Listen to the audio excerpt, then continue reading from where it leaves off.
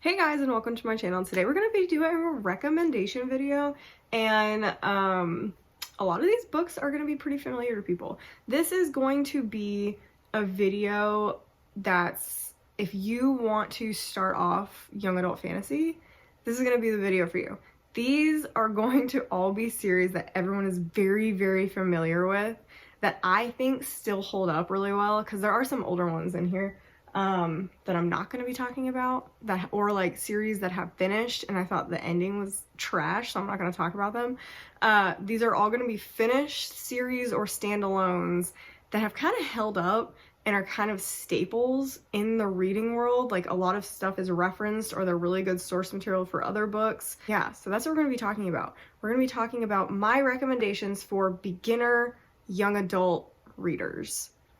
Let's get started. So number one on this list is gotta be the Lunar Chronicles. Like, it's gotta be the Lunar Chronicles. It is fun, and a lot of people are gonna argue it's sci-fi, but you know what?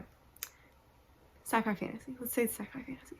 So the Lunar Chronicles follows a different main character actually each book. It is 4 books in the series with a couple of novellas, and then there is a spin-off series as well if you want to continue with the series. You don't have to. I didn't.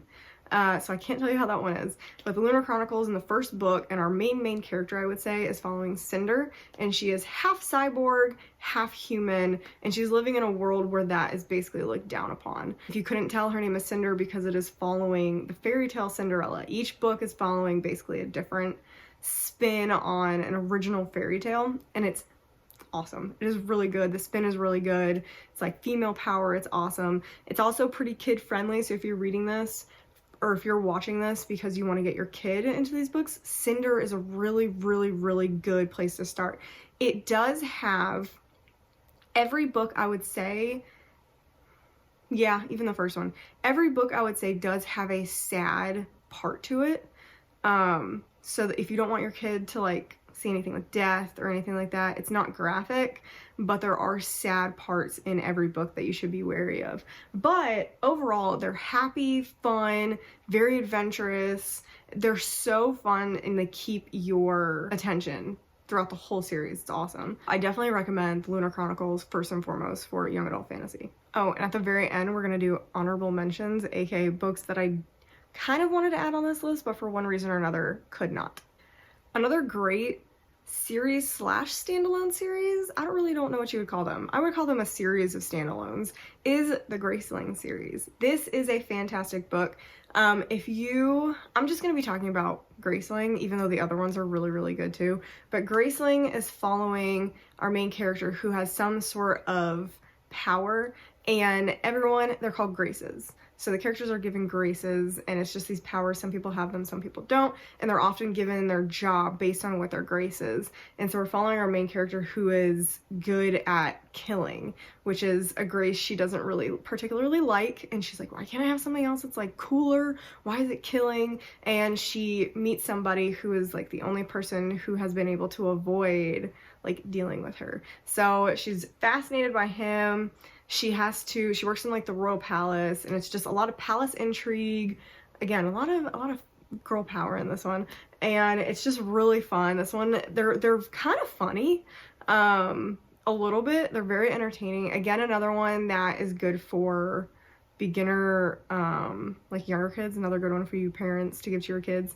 This doesn't have like any language or anything in like that. No graphic violence or anything.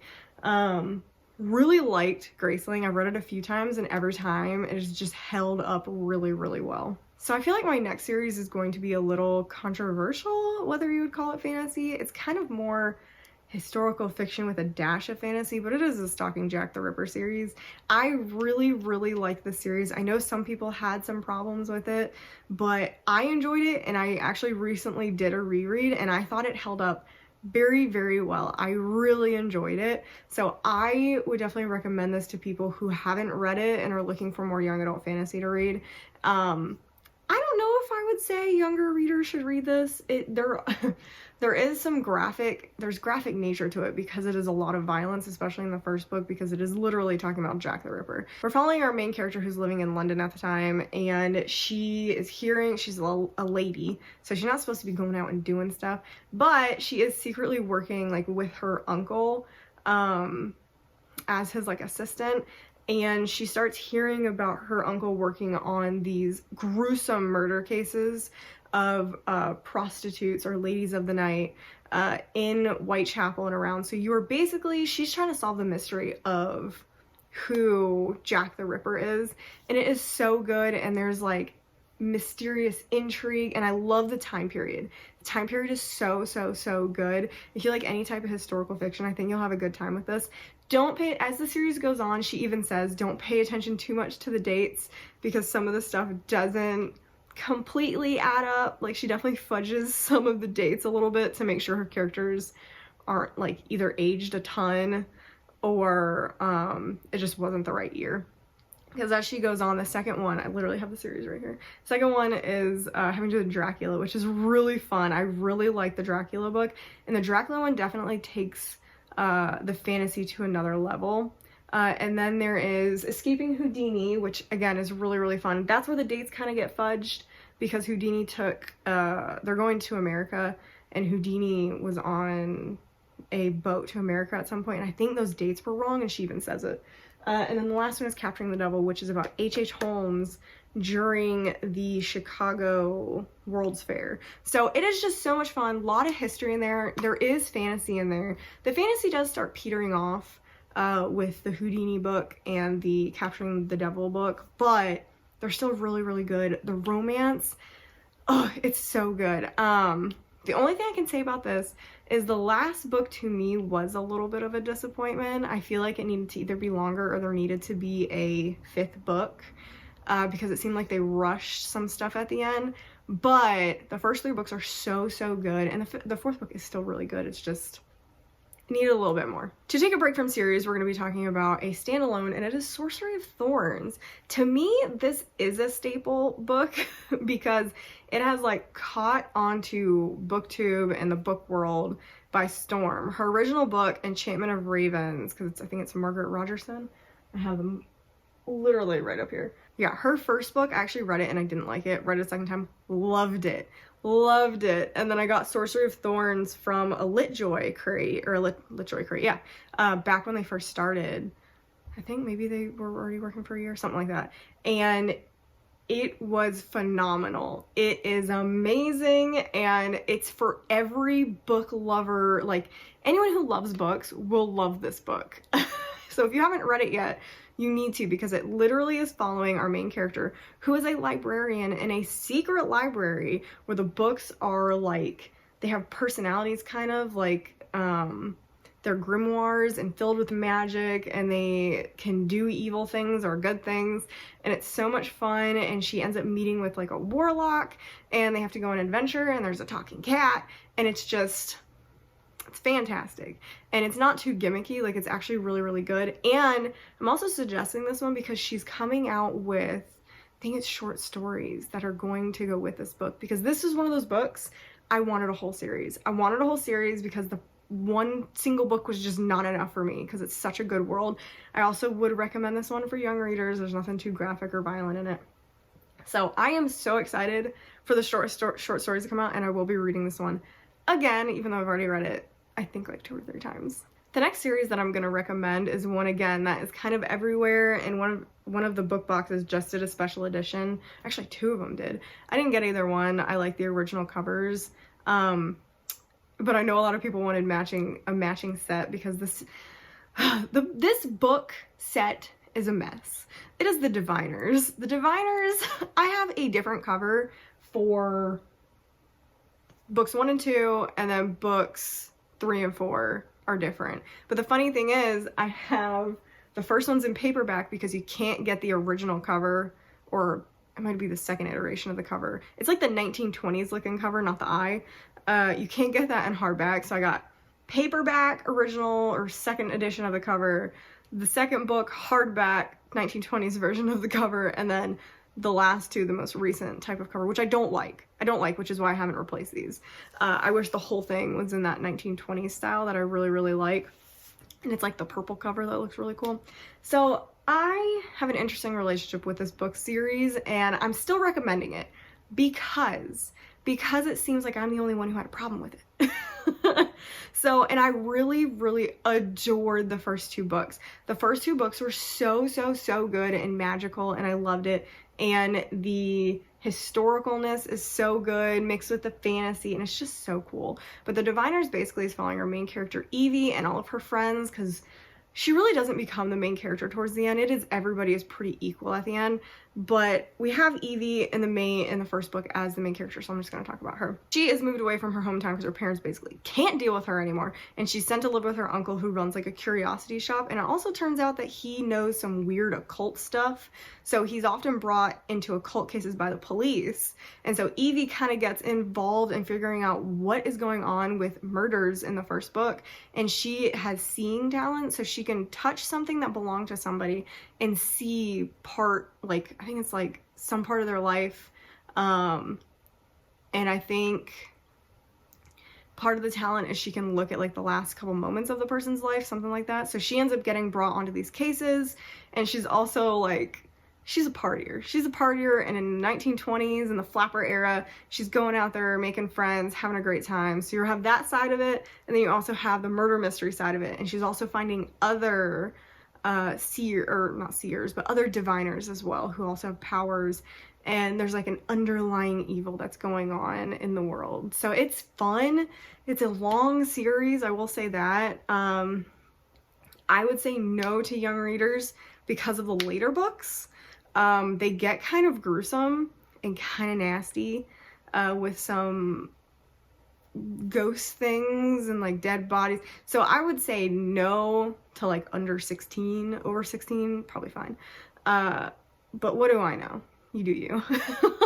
That's just my recommendation. But the reason that I'm a little hesitant on this is I really didn't like the last book. However, I have read a lot of people have, so we're gonna go with what seems to be the majority and say that the fourth book was actually good, and I just lost my mind while reading it.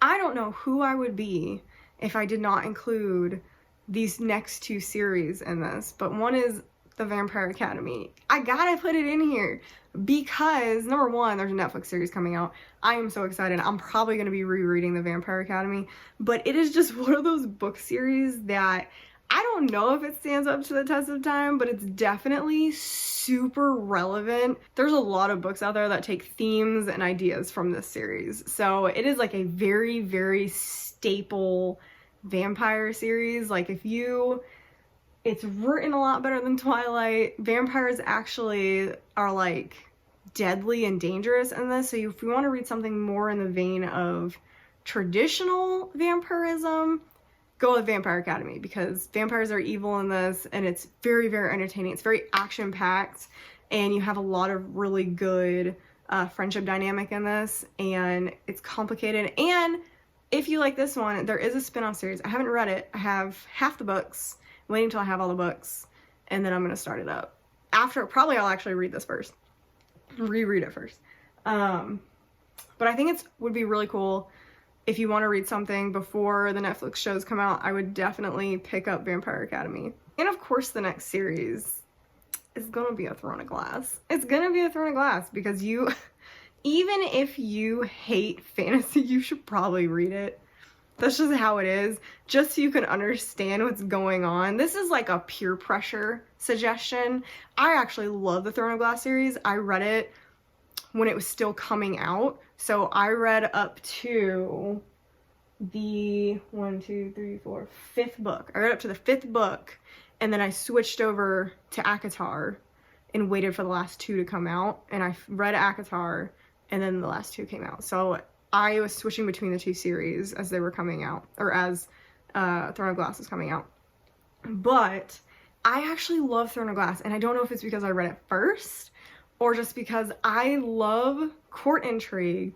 I love very complicated characters. I love really long series because I feel like I really get to know characters, and I love the slow introduction of characters. Unlike, I feel like trilogies, if they want to add new characters, it's kind of like, okay, here's a new character, blah, blah, blah. This is a very slow introduction of important characters, building up personality, building up. It's so good. A lot of action, a lot of romance, entanglements, court intrigue, political intrigue. oh, and it just tugs your heartstrings. It's so, so, so good. And the problem with this is, by the time she gets to, I think, book 4 or 5, she realized she liked writing romance, and was not happy with not having romance in here. So this is a series I would not recommend parents give to their kids.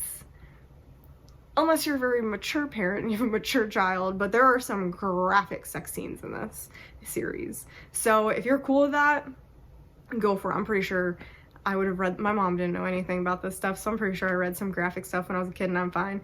But there are definitely some graphic sex scenes, so be wary of this, especially like the last book. There's a lot in there. So, but I still think it's good. Overall, there's not that much like bad stuff in that. But I love that series. I don't care what you think. I love it. Everyone, I feel like, needs to read it just to understand what is happening. It's kind of like ACOTAR, but I'm not putting ACOTAR in here because I don't want to be liable if someone reads that or lets their kid read that and they go, "Why'd you tell me to read that? It was just smut." Yeah, that's why. That's why. And to finish off this list with a bang, and probably my favorite on this series, or on this list, is Six of Crows. Shocker. I feel like this has become a staple. And no, I don't mean the Grishaverse. Sorry, I don't mean the Grishaverse. I didn't like the whatever they're called, Shadow and Bone, blah, blah, blah. I liked the series. I thought Netflix did a fantastic job with the series. I liked the characters a lot better. The only person I really liked from that series is the Darkling. So I was not a fan of it. I was so bored during the series. I did like the first book. Okay, I did like the first book. I just didn't like the rest of the series. Okay, but Six of Crows. That duology, in my opinion, has become a staple in the book world. It is a great heist book. There's not a ton of young adult heist books that like do really well. It is such a good heist book. And the second book is also a heist book. They're both so, so good, so complicated. Such complicated dynamics between characters. The characters are so wonderful. I adore them. They are fantastic. And I think a lot of writers can learn from the dynamics between those characters, that not everything has to be sunshines and rainbows, and you don't need characters to be head over heels obsessively in love with each other to show intimacy. And oh, it's just so good. But it's following our main characters, and I can't even say main character because they're all equal. They're all equal. Like Kaz is definitely our like showstopper, and he is like the leader of these crows and his like little gang thing. And they live in this area where it's really not policed. They can kind of do whatever they want, swindle people, do all these things. So they come up with this grand heist that they want to make a bunch of money to bring themselves back up into fortune and fame. And that's pretty much what the book is about, is doing that. And then the second book is about like revenge. So it's just, it is so good, and they're so quick to read. They're so much fun. You do not need to read the Grishaverse to read these. They can just be on their own. I do think she said she's coming out with another one, which makes me really nervous. That is the only reason I'm like, oh, I don't know. Because if she ruins how the book ended, or how the duology ended, I'm going to hate her forever. Because if she takes any of my little babies and does anything to them, I'm not gonna be happy. I'm not gonna be happy. But as of right now, fantastic duology.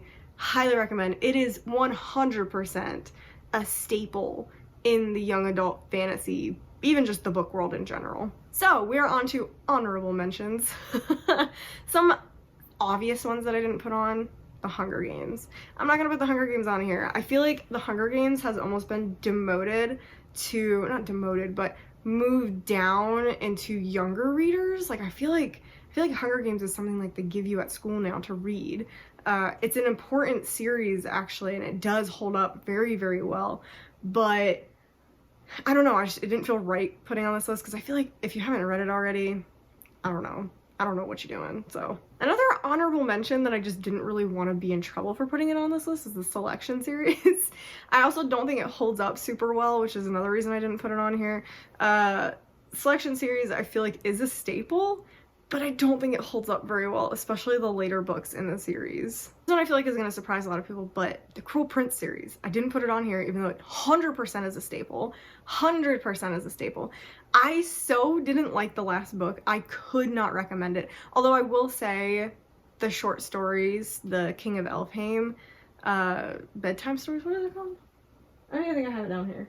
No, I have it upstairs. King of Elfhame, that little short story scene that came off after, 100% helped that series. Like, needed it, to be honest, because the last book was so bad. So I still can't put it on here, though, because even though it's a staple, I cannot recommend because of that last book. Like I said, ACOTAR, I just can't. I can't tell you to read that because of reasons in the book. I just can't do it. And technically, it's all still ongoing, so sorry. The Red Queen series. So this is one that I feel like no one talks about anymore, but was obsessed about early on when it first came out. It's again one of those series that I feel like has been relegated to abandonment because the series fell off so quickly. The first book is fantastic, and then they're just not good. The rest of the series is just not good, which is sad because it had a lot of potential in that first book. But again, it is a staple though. It's a staple that hasn't been talked about in a while. A Curse So Dark and Lonely, 100% is a staple, but I would rather burn those books than tell somebody to read them. And the Illuminate Files, but to me that it has like no fantasy in it. It's all sci-fi, so, and it's also kind of dark. Like, I feel like everyone's gonna like it, but some people are gonna have a major issue with it because of how much death and destruction and depressingness is in there, even though it's really, really good. So I can't blanket recommend that one, even though it is a staple and it is sci-fi, so it doesn't really get included in this. And the last couple ones that I would recommend and that are staples, but I haven't read yet, Darkest Shade of Magic and Ember in the Ashes. Those are definitely staples, but I haven't read them, so I can't include them on this. But anyway, that is my generic young adult fantasy. You probably need to read it because they're staples. Oh my gosh, I can't believe I forgot. Cassandra Clare. What am I doing? I forgot her because she has her own shelf. I'm looking right at it. Oh my gosh. Yeah. Mortal Instruments / Infernal Devices. Figure out the reading order. Read them in the reading order thing. Yeah. Don't watch the series, don't watch the movie. Trash. Actually, I like the series, but it's because I'm also trash. And I kind of enjoyed the movie because, like I said, I'm trash. But they're not anywhere near as good as the series. They are dense, thick, can get really boring at times, a lot of information coming at you. So this is going to be at the bottom of my list anyway, just because for me, this one is 100% a staple. Like, Cassandra Clare herself is a staple in the fantasy world, but her series is so dense that it's definitely not for everybody. Some people are going to hate this series, unlike a lot of the other series that I've mentioned. So that is my recommendation video for my generic fantasy, what I think most people probably already read, but if you haven't, this is definitely for you. Most of these, I would say, do hold up very well, except for the ones I told you in honorable mentions that don't, because you can always read some of the honorable mentions, like I'm telling you not to. I really had fun making this list. It was actually kind of really fun. Don't know who's going to be even interested in it, because like I said, I feel like most people have read this series. But anyway, like the video, comment down below. Let me know what you guys think are staple fantasy series, young adult fantasy. I haven't done fantasy yet. I don't read a lot of high fantasy, so I can't help with that. But let me know what you guys think about what staples maybe I missed in young adult fantasy. If you didn't think any of these were, like, if you didn't think some of these were staples, let me know. Let me know. You should subscribe to my channel for more of these impromptu videos, because this is definitely impromptu. Like, I definitely didn't plan this, if you can tell. I just got really bored, and I was like, let's do a recommendation video that's not going to pertain to a lot of people. Let's do it. Let's do it.